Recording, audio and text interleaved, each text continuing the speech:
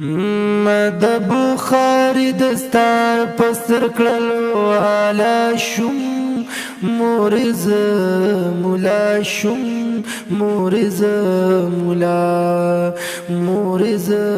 مولا شم مورز مولا شم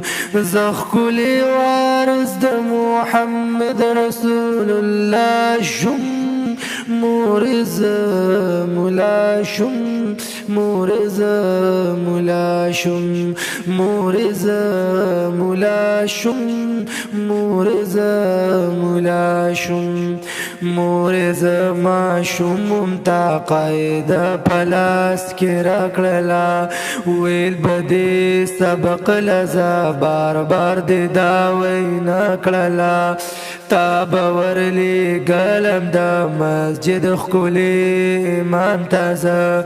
تل بکین ولا مستعرب خکولی کلم تازه ستا فواجب و اضافه خو کلام الله شم مورز مولا شم مورز مولا شم مورز